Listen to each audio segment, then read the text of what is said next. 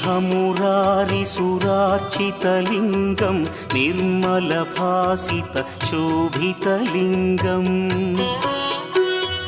जन्मज दुःखविनाशकलिङ्गं तत्प्रणमामि सदा शिवलिङ्गम्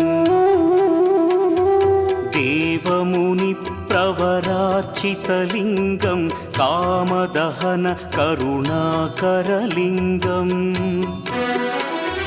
रावणदर्पविनाशकलिङ्गं तत्प्रणमामि सदा शिवलिङ्गम्